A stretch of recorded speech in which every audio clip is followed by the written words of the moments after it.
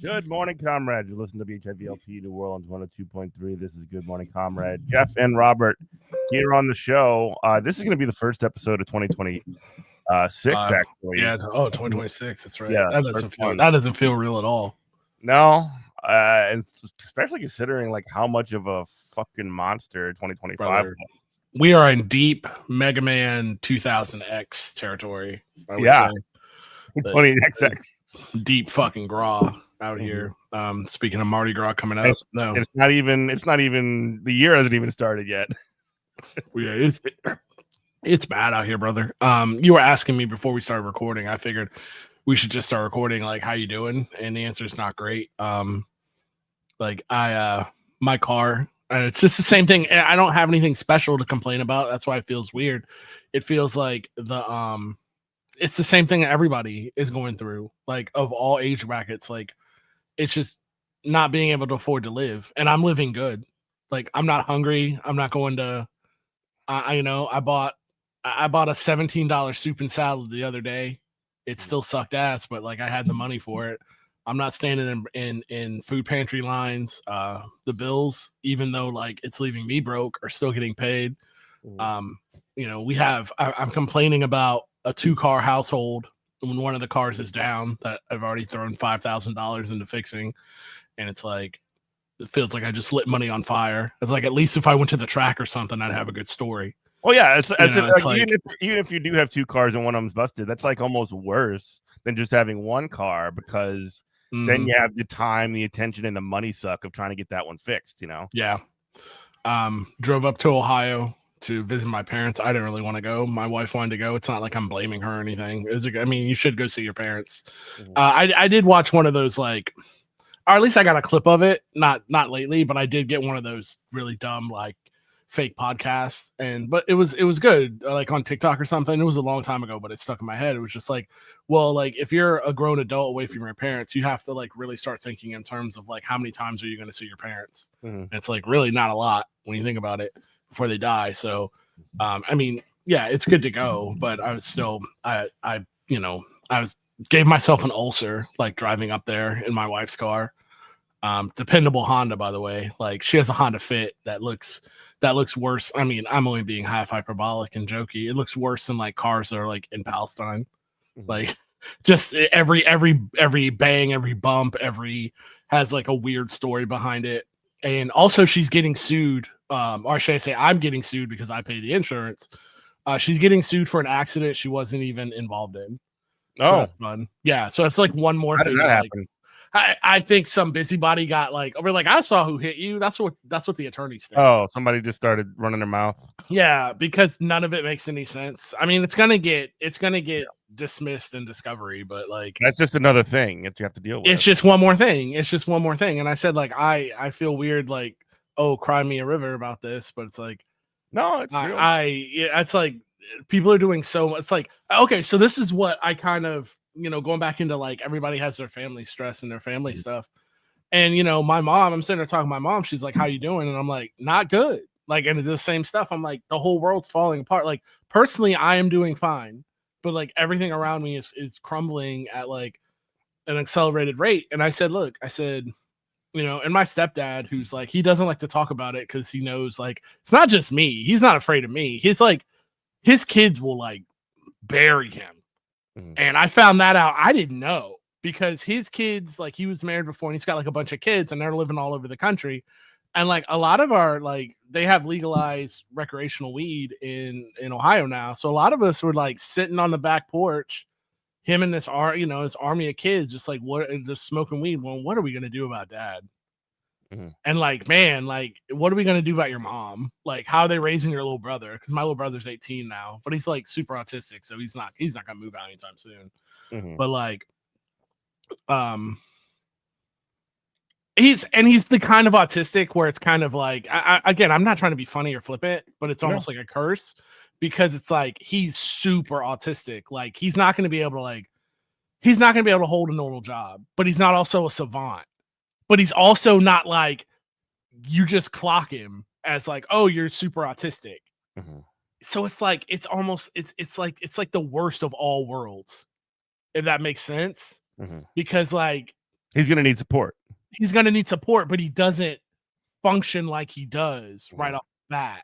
So people are like expecting him not to be, I don't want to say disabled, because autistic people aren't disabled, they just think differently. Yeah, different brains, Like, different yeah, ways of communicating. but he's just like, nobody's gonna be like, oh, he's just like that. They're gonna be like, what's wrong with you? Does that make sense? Yeah. It's like, yeah, and again, I don't want to use the word disabled, but it's like having a hidden disability where people, oh, okay, here it is. Some of my two like biggest kind of like, I'm not being afraid, but these are real things I think about when I travel to a Jamaica or anywhere in the Caribbean, or when I've always wanted to go to India for the history and whatnot. I'm terrified to go to India. It's not because of the crime. It's not because of the press of humanity. It's the same thing about the Caribbean. It's because if I go there before I speak, people will think I'm Indian and they will expect things out of me. Same thing with the Caribbean. People think I'm West Indian. If I'm in Jamaica or Turks or something like that, they're like, what a bomber clap you doing? You know, what are you doing? Like, you know, like, and I'm like, I don't know. And then as soon as I start talking, they're like, oh, okay. This guy's American. Right. So it's like he's gonna go through that his whole life. And like it sucks. It's like the worst of all worlds. It's just like, it's like you're not gonna like get employed by the CIA because he's not like, you know, a human. He's not a Mentat from Dune. And he's not like so autistic where people are like, oh, okay, well, I know what I'm dealing with. They're going to be like, what are you doing, you crazy person? And he's not crazy. And that's what I mean by it. That's why I worry about him. But they're just like, man, like his kids are just like, man, what are we going to do? What are we going to do about your mom and our dad? Like they are on one. And I'm like, but they don't show it around us because we're right. Like, I hate to say, like, you know, from the person who doesn't want to be right, like we're right about everything. Like you voted twice for a pedophile, you're supporting pedophiles. The price of eggs and gas has not gone down. Everything's gotten worse. Everything sucks. You know, like, oh, looks like deployed, like getting rid, violently trying to deport exploited workers in this country, in a country that runs on exploited workers, maybe wasn't the best move for the economy. Not great for the economy. Yeah. Even if you didn't give a crap about those people, like you don't only care about the economy. If you only care about line go up, probably smashing and crushing and stomping all over the backbone of that is not a good idea. Yeah, and you and I know that from like honestly, because like we're not creatures. Like we know that because we have empathy for people and we understand how the world works. But the equivalent would be for somebody who doesn't have empathy to try to like, it's like if the North went to like, if the North went to the South during like pre-Civil War and was like, hey, let's just abolish slavery and like your cotton production will be just fine. Like it'll be fine. And then like you can understand why the South would be like, no, what do you mean? That's crazy. Like, that doesn't work for us. And it's the same thing. Like this, it's literally the same thing because this country is built on exploited slave or near slave labor. And then we were like, hey, you know what we should do is just violently kick out that leg of the stool and then wonder why everything sucks. And then scramble. And like, that stuff should not happen. Our economy should not be run like that. But since it is, you know, it's like the Matrix. It's like the end of the Matrix. It's like, well, you can't just unplug everybody from the Matrix sucks. It's objectively bad.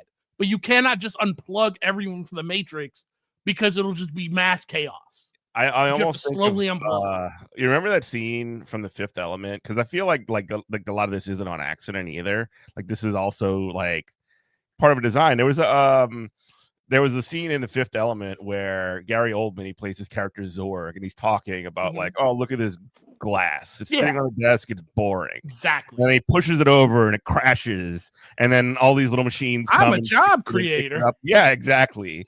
Like that's sort of like where we're at right now because we're just essentially just smashing as many things as possible and like fixing. But why do you think it's not on accident? Because like I don't why would messing up rich people's money I mean, I guess no. I think I just answered my own question. They've been the biggest transfer of wealth in the past 15 years from poor working people to wealthy people. I mean, even if it does seem chaotic or if there's short-term losses or whatever, then they're still winning in the long run. And then it reinforces the ability to exploit labor because you're literally not going to be able to kick out everybody. Yeah. So the people that like remain, you're going to be like, hey, you're going to like even accept less. Yeah. Or I'm calling ICE. Yeah. I answered my own question. It's disciplining the working class, and it's really making it so that, again, everybody's split up. You know, people, non-immigrant workers are looking at immigrant workers like, what the hell? You know, what are you doing? You're causing all these problems. And I mean, obviously, the real, I mean, you know this, you know, the real answer is that the boss is the problem, but absolutely they're just doing the sleight of hand just like they always do. So I say it's, you've heard me say this. Anybody who like listens to this has heard me say so many times. Like when I was a cop, they like one of the things in New Orleans for the Louisiana in the academy for the Louisiana peace officers standardized test, the post test, they teach you how to do immigration raids. And the thing that they leave out is, okay, so we're gonna like, this is how you like raid a factory and get, you know, make sure everybody has papers or whatever. And the thing that the chapter they leave out is, okay, so when do we arrest the factory owner? Like like when does that happen? Because are you telling me ridiculous? Yeah, are you telling me all these people came from across and forgive my racist accent joke I'm about to do, but you're telling me all these people just hopped the border, came up here, and you know, because like Trump said, they're rapists and criminals. All these, you know, highly organized criminals went to workplaces all over the United States and said, "Hey, SA," and they were sticking a gun in the poor capitalist face and saying, "Hey, SA, you gonna let us work here, and you're gonna pay us less than minimum wage, and there's nothing you can do about it." And he just goes, "Oh God, what can I do? I guess I have to just skirt the law and pay these people." It's like, oh no, look at me. I have a worker that I can easily exploit, one that has less rights than the average person, and somebody that I have more leverage over than an even a American, you know, person, you know, a citizen or somebody with status's work. Oh no, this is a real big problem for me, the capitalist. I'm under threat. Crazy, dude. But it's like, your parents, and I wonder how everybody else is like right-wing parents, like if they went to the holidays with them, how it went, because it's like my parents have nothing to say. No politic here. It was unless for the politics that I brought up. But like the dumbest guy at my work has nothing to say anymore. And it's just like, wow, like, you know, it's got to the point where like, you know, my poor mother, like I talked to her and we went to my wife and I, we went to we're in Cincinnati, so we went to Union Terminal, which is the museum center plus has like 3 huge museums. It's huge Art Deco old train terminal, and it's still a working train station that Jerry Springer saved, by the way, before he was mayor. Shout out to Jerry Springer. Yeah, heck yeah, dude. He was R.I.P. King. He was so lived up. But like, you know, and my mom was like, you know, I've always wanted to take a train out of there and take it back, but like, man, the trips are so expensive and so long. Like it's so slow. And I'm like, do you want to talk about why that is? Because I can tell you exactly why the train system sucks in America. And she'd be like, it's capitalism, isn't it? I'm like, yeah, Mom, it is. She's like, I don't want to talk about it. I'm like, well, you're going to hear it anyway. Let's talk about the train system in the United States. And it's just like stuff like that. I'm like, no, you have to sit with this. You have to feel what it's like. I am the bird box monster that's been taken over. And it's just like, no, you're going to look at it. I'm going to hold your eyes open, and we're not going to just sit here and pretend like y'all just didn't do this. Yeah. Well, and that's sort of like another part of like, man, it's I hate to make another sloppy like comparison, but it's almost like freaking Harry Potter or whatever, when you can't say Voldemort or your name, you know, or whatever, because you can't actually identify the problem because it's everybody knows what the problem is, but once you Right. start saying what it is, then people get freaked out. They kind of have Mm-hmm. to, put a little bit of Vaseline over the lens, or they have to kind of glaze their own eyes over, or have their fingers in their ears and dull their senses, Mm-hmm. drinking beer or smoking weed or whatever it is. I'm not that I'm against Man, those that's what I things. do. I That's what know, I'm but you making got it, to, bro. you got to survive. But they do that so that they don't have to grapple with the actual problem. Because if you grapple with the actual problem, then you actually have to do anything about it. So it's way easier to put your fingers in your ears and be like, "Oh, there goes Robert." No, it really is. No, it really is. And I'm like, that's what it is. Oh, there goes. Or no, there goes the world. Like, I don't know, and it finally kind of got to her because it's not just me and I'm like insane, but like all my stepdad's kids like have the same story. I got there's a guy, one of his sons who owns he lives in Seattle and he has like a fleet of like food trucks that only do ice cream. So like the ice, like, and he's like making a lot of money like comparatively, and it's like the overhead's low, and he's like he can't make rent without like two other roommates, Mhm. and he owns like a pretty successful small He's business. I'm a small business owner. What the And hell? I'm like that's what I'm talking about right there, and I think it's finally getting through. I don't know about my stepdad, but like at least to my mom, I'm like, look, I have a college degree now. I have a air quote good government job that 20 years ago I would be able to put a kid through college through and take 2 vacations a year. And now, if I was single, I wouldn't be able to make rent on my own. I'm Right. like, Erin she has a Campbell's alphabet soup can of letters behind her name Mhm. and works a high powered job dealing with like people's trauma all day for like no money. Mhm. I'm Well, like, what? I'm like, and we're doing well. Tell Mhm. me what I'm supposed to do. Like, well, it ain't about what is anybody supposed to do? Like, I'm not talking about like we follow the rules, we don't do anything crazy. I'm not talking about you know, we're not. I'm not at the track. I'm not out here like putting the rent money on hold hands of Texas Hold'em. I'm not even putting $20 on DraftKings anymore. I haven't watched an NFL game all season, but I'm just saying, like, we. I'm not on anything. I'm not on any drug higher than more expensive than marijuana, which I might spend $100 every 3 months. right. Like what? Like you tell me what part of this?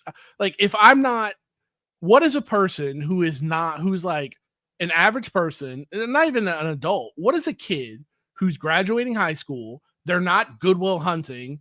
Mhm. They're not like I talked to my little Well, brother, not a savant, but they're not doing anything. They're just an average dude. You tell me what they're supposed to do. well, I mean, what are they actually supposed to do, or what are they Yeah. programmed to supposed to know? No, I'm just Because saying, what are they supposed to do? They don't want to be involved. They don't want to listen to Good Morning Comrade. They don't want to join the DSA. They don't want to go out and pay. They just want to live. They want to do what our grandparents did. They want to do the what's who's the comedian? I'm saying fat guy, but the Tim Dillon. I don't care about none of this. I just want to drive my Honda Accord until I die of a heart attack from eating Baconators and and go to work 40 hours. What am I supposed to do? Mhm. And it's like that there's not that is gone. That is I mean, we keep Well, saying it's gone, but like I'm seeing it finally now. It is gone. well, and again, this is the kind of thing that this is the kind of thing that when I see this happening, when you describe like what are you supposed to do, that's why they start looking for like a Jordan Peterson or whatever, or Mm-hmm. why they feel like they need to look at like my mom, who's she's retired. And like she always tells me, "Oh, you got to look at Dave Ramsey, this freaking guy who." The whole thing is that like, oh, you have any debt that's like a moral failing on your part, you need to eliminate all debt that you have, and if you do have any debt, you need to sort of like squash it out. And this is not like me talking bad about my mother, I obviously, know.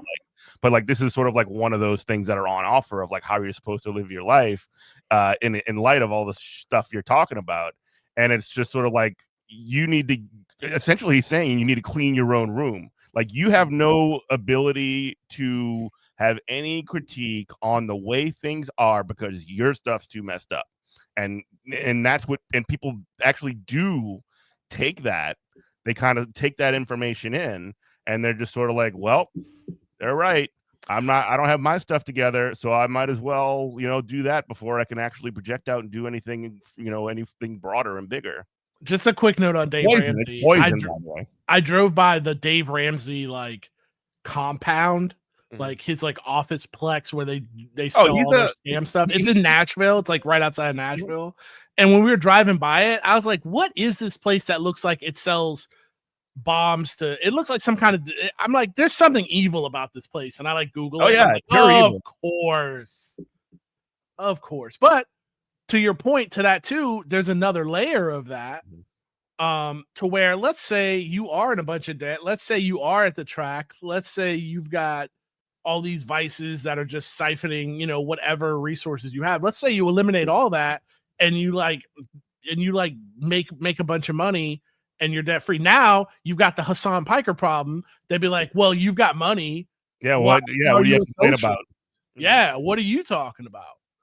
And it's like, you can't, it's just another distraction. It's just another like, it's another cope. And you're already seeing it taking a couple steps back with like political bullshit. Like you see the cope of liberals and also right wingers are like, I won't say aligning, but they're converging on the same point of what we've said on this show for years.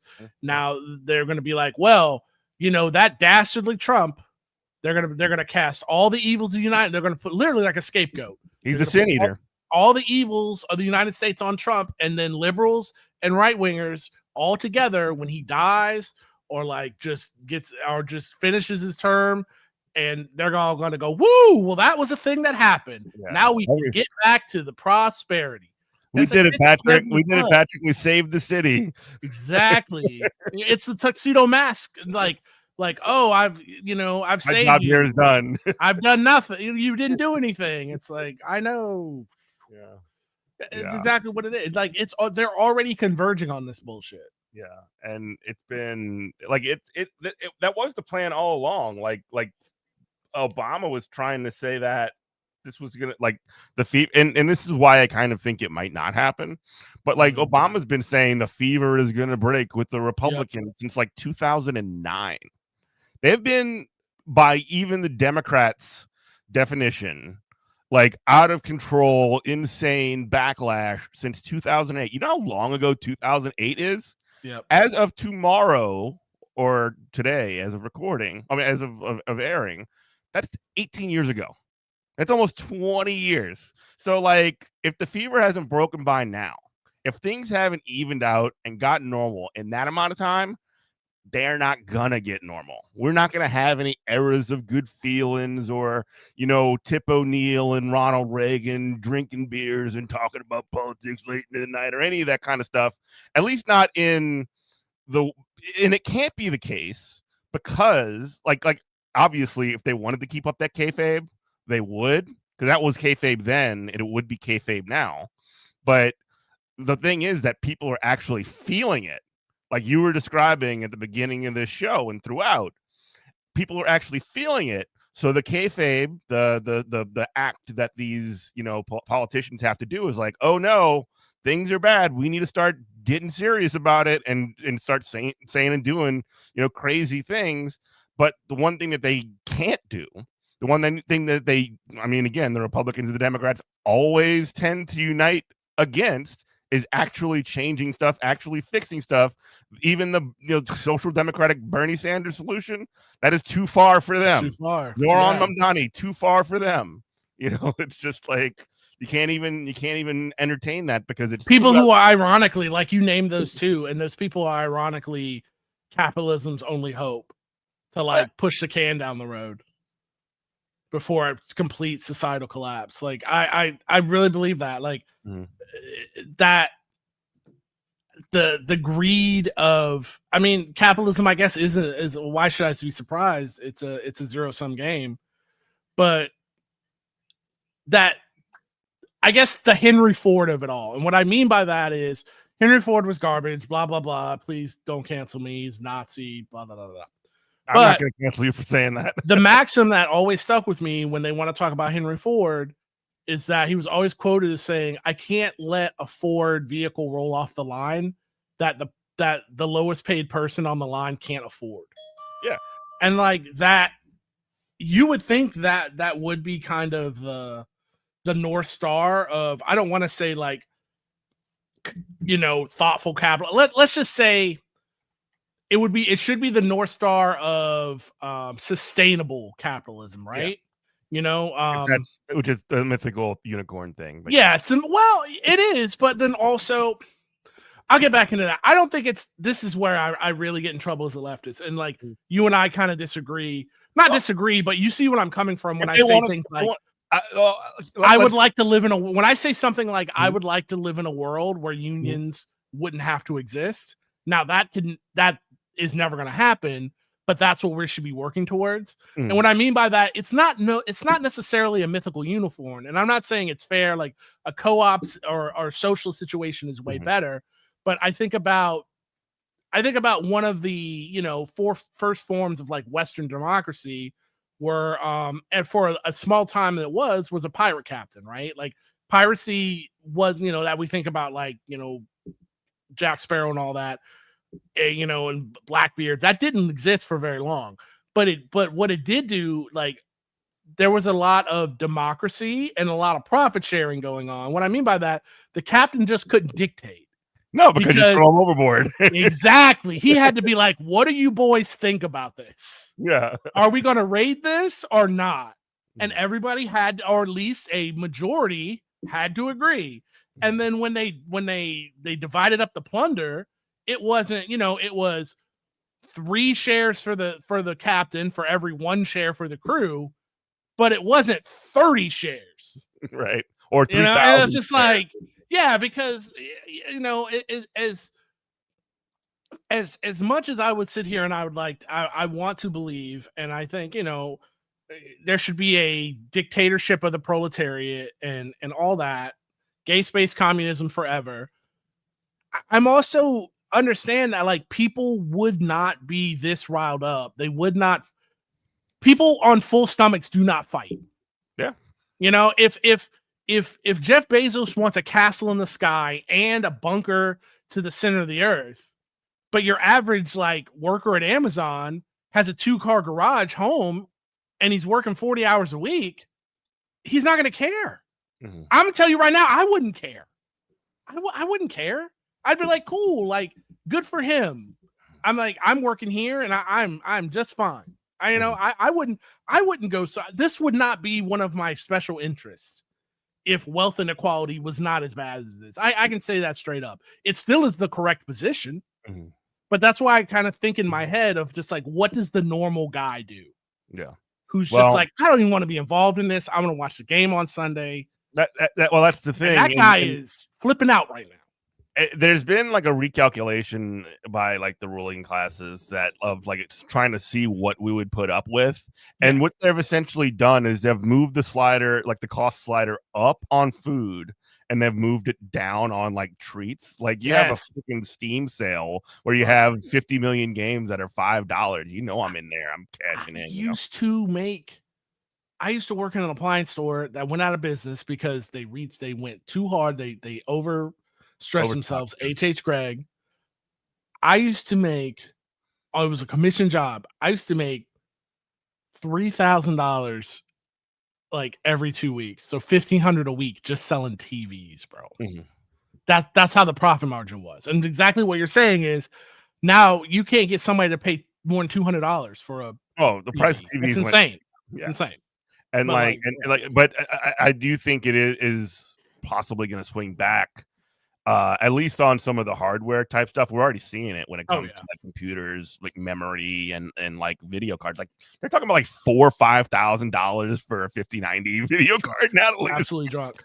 Because of this like AI crap Absolutely that drunk. they're just like using as the new speculative bubble and all of this, attention and public funding. Not just that, public funding is going towards production of these data centers that is just gonna, maybe they'll be used for AI or maybe they'll be used for something else, but they're definitely being built right now as they're constructed. But like the selling point, the marketing behind it is AI. And how that's real, 100% real. It's not a scare. It's not, YouTube Gotta do clickbait. Station ID real fast. 102.3 Yeah. to HIV LP New Orleans 102.3. Go ahead.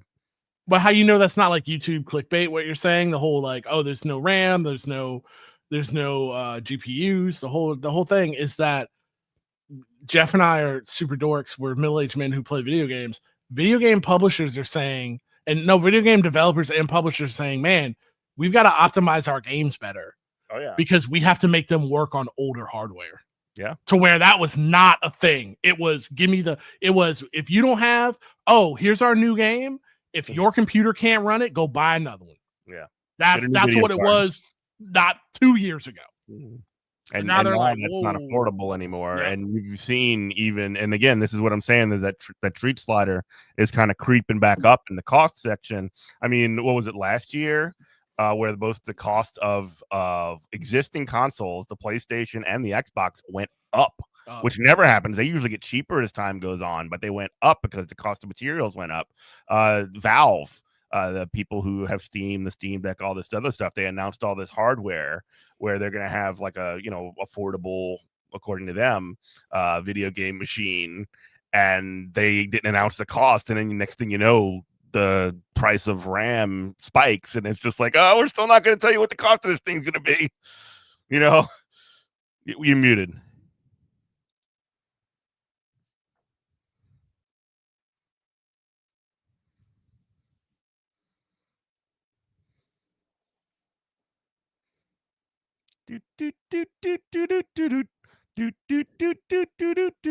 My mic just dies for yeah. I think I need a mixer, but no, and they're saying Valve is saying like 700. That's what I've heard, like speculative pricing. That sounds cheap right now. Yeah, but it's thinking I don't have the money, but if I did have the money, I'd be trying to buy some video cards. I'm about to take my video card apart in my computer and just thermal paste the chip again. We're gonna have to have people just like we have, mechanics, and just like you have mechanics in Cuba. We're gonna have like people just good at soldering that can just like Frankenstein video cards to keep them together or something. It's so bad. It's Working so bad. on chips. No, that's a thing. Like, I've even, and everybody's trying to come up with, 3-4 different side hustles. I just started a business. Like I have a website for it that I just went. It's not live yet. It's got to like the crawlers have got to find it. But like before we started recording, that to take people's old hardware, like clean it, sell it if they want, and then sell it if they want and get a commission, but if they want it just like cleaned and repaired, I can do that and then just send it back to them. Because like, who can afford to buy anything? Like, you can't. I think you're gonna see, like you said, in the short term, marketplace about to be popping off. Yeah, no, 100%. It already is. Like people are playing, just to keep it in the video game space. People are playing like older video games. People are playing less graphically intense video games. Like this has been, if you that has been, to people talk about recession indicators. For people who don't play video games. So one of the places that you play video games online and like keeps all your video games, like it's a store, Steam, if you don't know about it. Well, anyway, they do a hardware survey every year, and like 60 to 70% of people are like gaming with 5-year-old or older hardware. Mm-hmm. And because they're just like, there's just no point. Like, there's no point in buying anything new. Like, that's a super recession indicator right there. Like, not a recession. We're in a depression. Mm-hmm. We're in a straight, like, this is a depression. Like, you can't find, like, tell me what it is when, like, you can't afford to leave your job. You can't find a job. You can't buy anything new. Like, people, like, food pantries are out of food. Like, this is a depression. Like, this was always going to happen. And we always knew, like, I don't know. We always talked about it happening, but now that it's here, like, it's really freaking me out. Yeah, I don't know what to do. Yeah, we didn't want this to happen. We just knew it would happen. We're not thrilled about it. It actually sucks, No, it sucks a lot. It sucks a lot. It's not, there's no bootstraps to pull yourself up from. There's no nothing. Like, I don't have any answers. I don't know what the older people are doing, and I definitely don't know what younger people are doing. I don't know what to tell them at all. But I mean, how's it going with like labor organizing? Have you at least seen a spike with that? I mean, my last couple campaigns were successful, but I mean, as far as like new stuff, and I don't want to get super into particulars, but I am starting on a new campaign, in the new year. That is really exciting. I'll be traveling a little bit more around the country, so you might be seeing me on this show from hotel rooms Nice.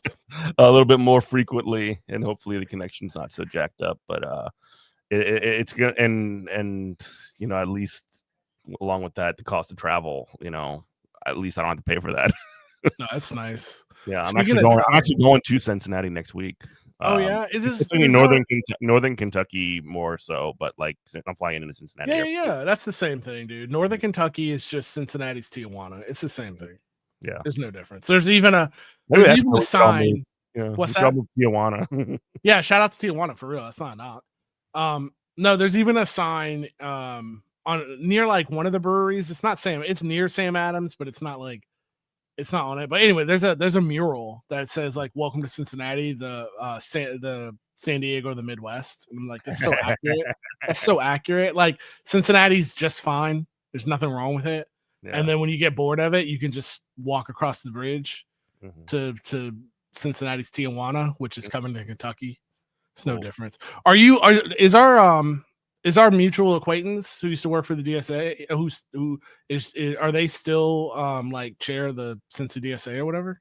Oh, I don't know. I can't remember their name. They were short. It was like she was short and had like kind of curly hair. I can't remember her name, but don't worry about it. Let's off air that conversation. But yeah, I figured you'd know her.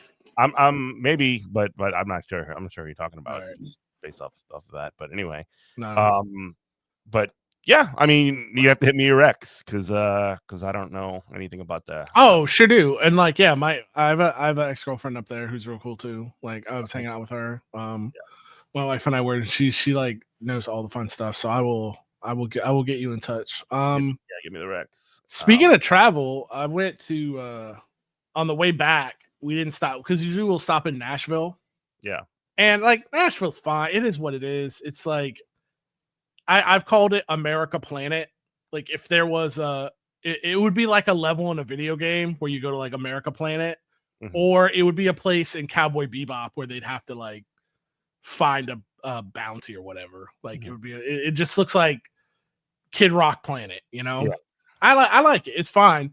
But for the first time ever on the way back, we stopped in Memphis. And I like Memphis a lot more. I know it's like the most dangerous city in the United States. Many reasons for that. Capitalism, mostly poverty, and capitalism at the top. Number one, prices are affordable. They've got their own, trashy Bourbon Street, which is Beale Street.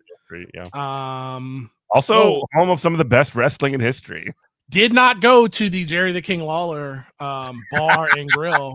I did make a TikTok outside and it said, "Hey, just so you know, this man's a rapist." So will not be going in there. You want to go for the memes? No, I'm not going in there. I'm not spending any money in there. That's crazy. I'm not getting any of his franchise, whatever his licensing fee in there. Even though I'm sure there's some bomb like display in a corner like for Andy Kaufman, because that's what I'd want to see. Like that'd be so awesome. Yeah. But the thing I like, and like I love New Orleans. But I feel like I love New Orleans.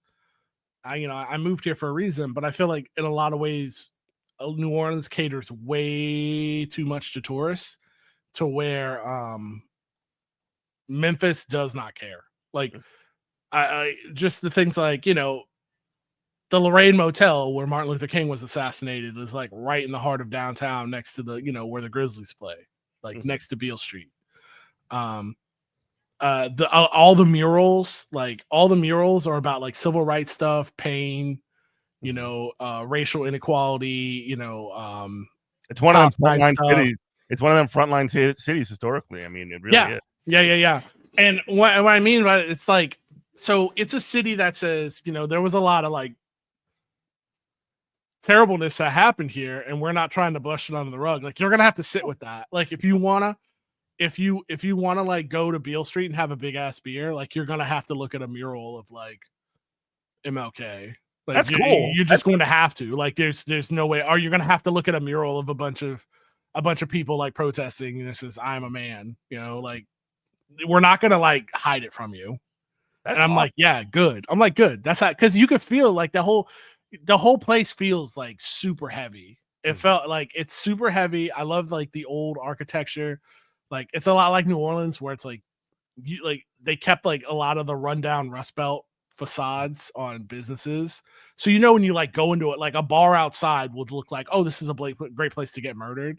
And you go in there, it's going to be like the best old fashioned you've ever had with like a professional bartender in a leather apron. Yeah, it wears its identity on its sleeve. I mean, it's like not making no jokes. It's not putting a coat of paint over it or hiding you with any kind of BS. It's not hiding behind its own self. That's kind of cool. It's got its own self-confidence, it sounds like. Yeah. And for being the Music City, as they call themselves. Yeah. Like, where does real good music come from? But but gripping with your own trauma, torture, reality. I mean, like that's awesome. That's good stuff. Yeah, I mean, yeah, it's not that all the stuff happened, but I mean, you can actually take that and make something. No, 100%. And compare it to Nashville, to where like again, that's got the coat of paint. I like Nashville, but it's just like a cartoon. It's not like a lived-in place. Yeah. It's just not, and it's day, and I don't want to, like, yeah, Memphis is super dangerous. Like it completely is. And I don't want to knock it. I don't want to sit here and pretend that it's not, through every moment in my head.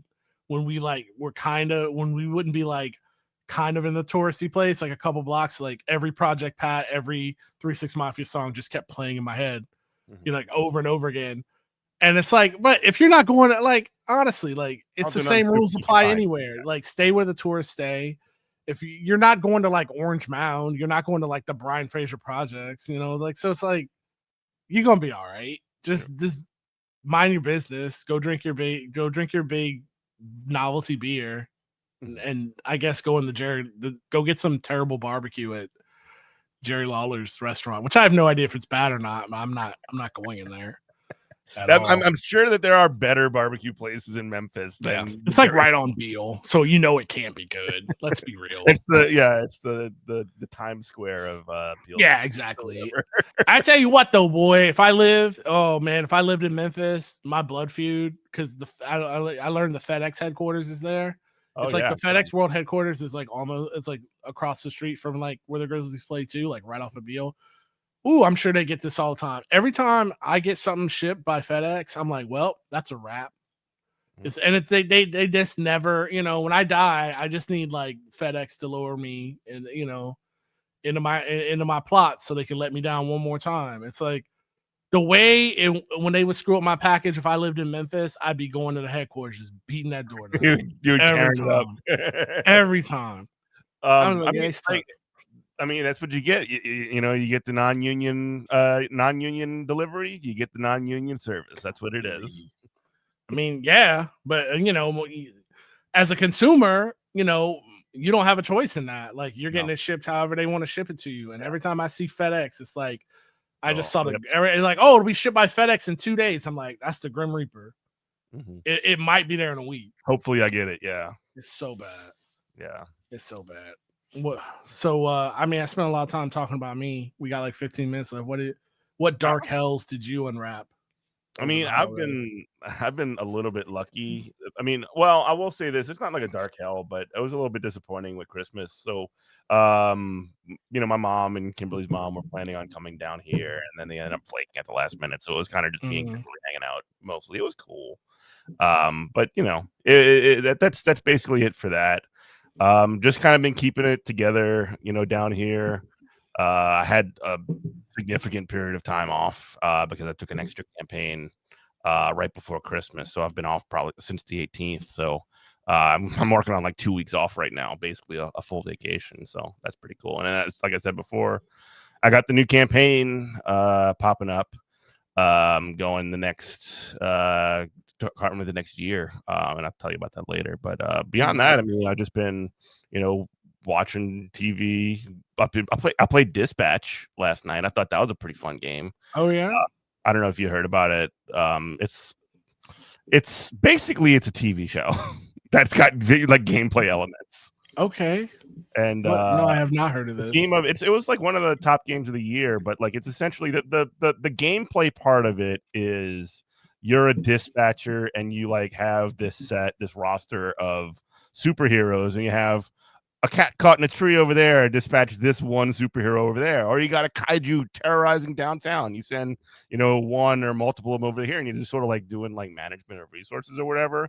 It's basically just like a gameplay piece to hold together, just sort of like a, like a episode story of. So it's stuff. Telltale. It's a Telltale thing.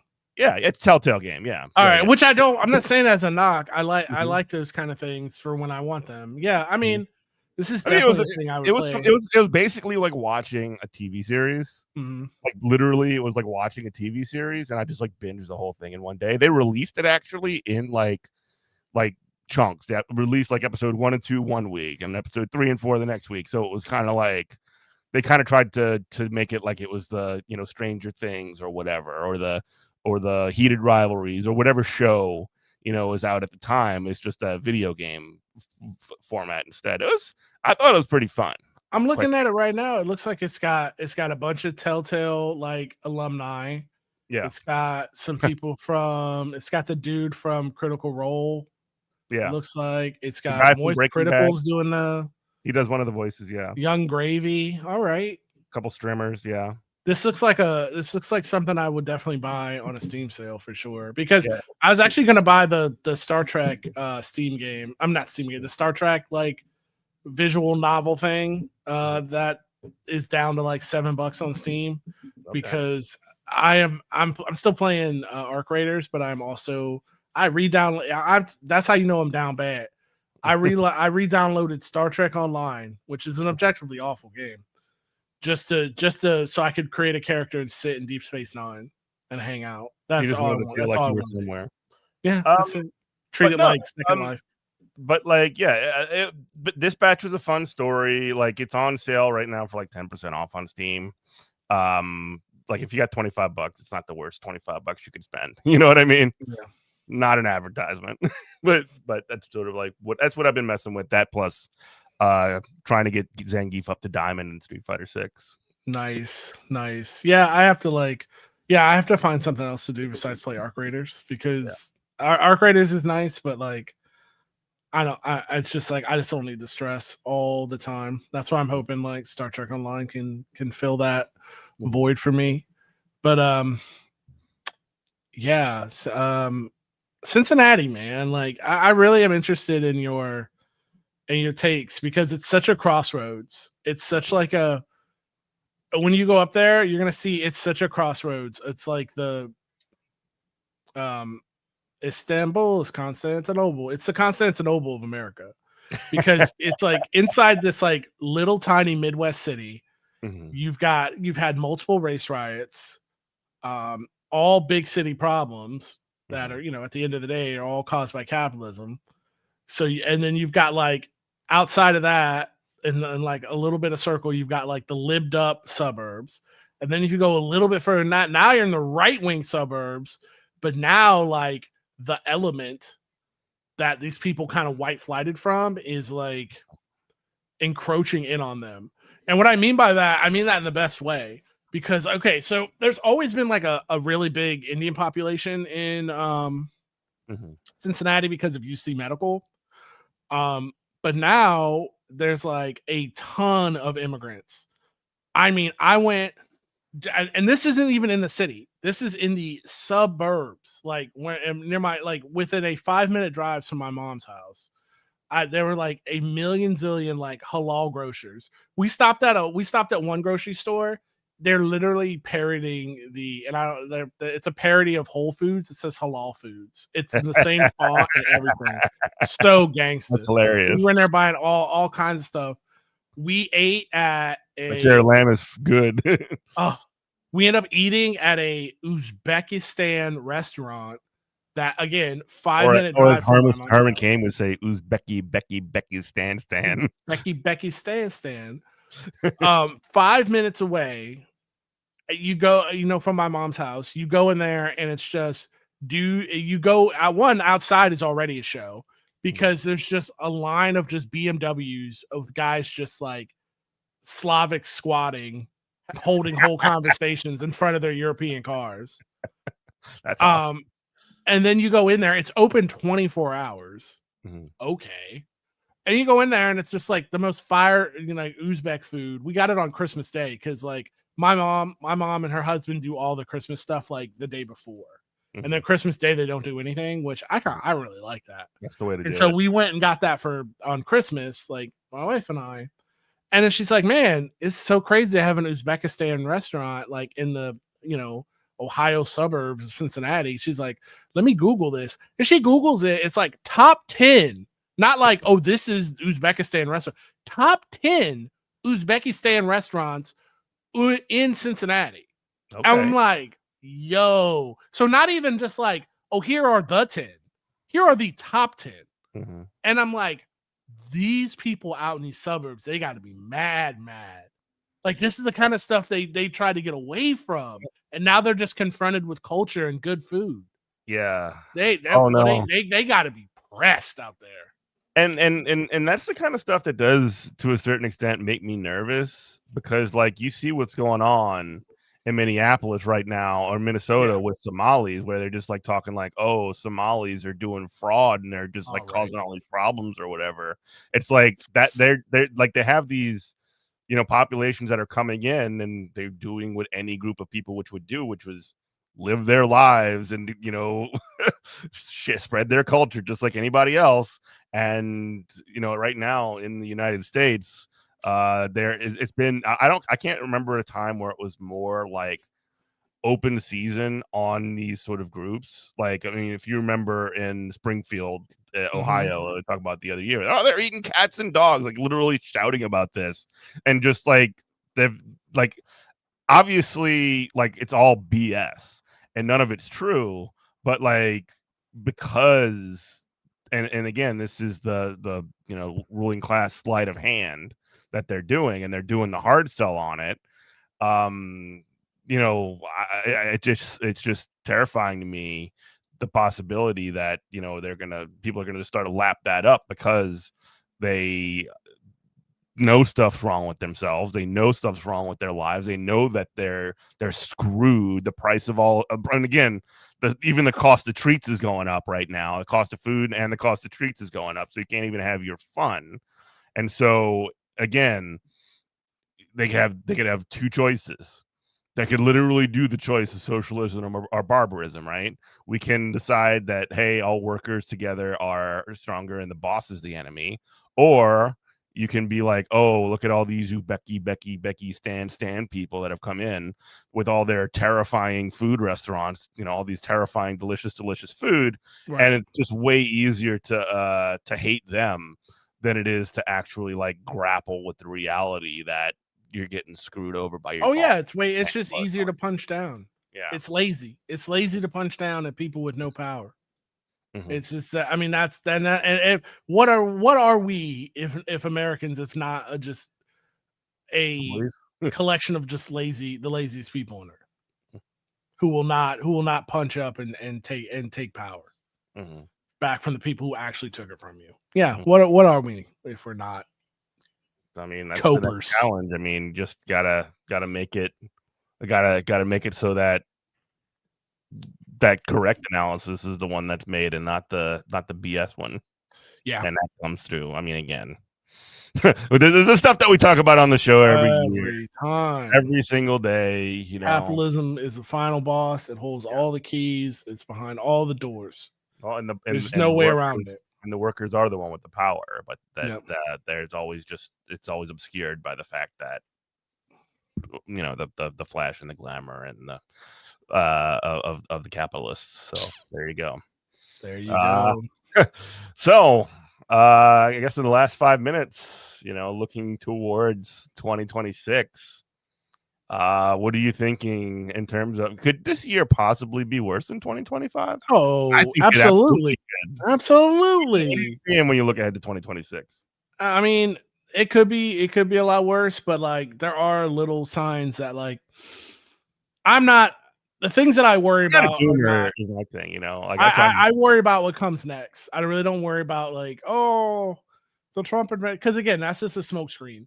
The things that brings me joy are the little things, and when I mean the little things, I mean the micro things.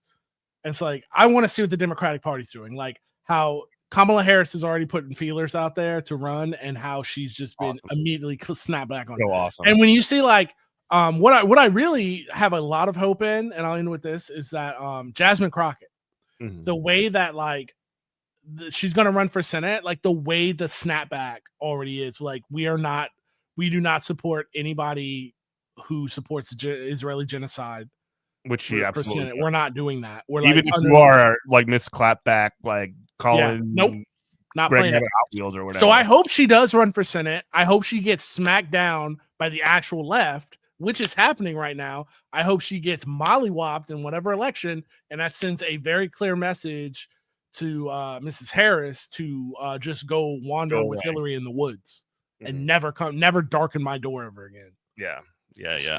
That and there was another, we talked about a little bit this on, you aren't here, but we also talked about how the Democrats, because they're so cool, they decided to do kind of an autopsy on what happened in 2016 of why they lost the election, and they just decided like, actually, let's not release this or show it to anybody. Let's just like bury it in, like throw it into a volcano. Literally telling their pollsters, stop talking about Palestine. Don't even give us any information about what people think about Palestine. Sending Bill Clinton to Dearborn, Michigan to lecture them about, say like, what this is why kids don't know anything about history of the Middle East or whatever the hell. It's so gross, insane, dog. Yeah, it is insane. So like, and again, you know, the more I say this over and over again, and you know, like the fascists, there's no way the right wing would be able to get away with any of the stuff that they did if there was actually some kind of alternative pushing against what they're doing.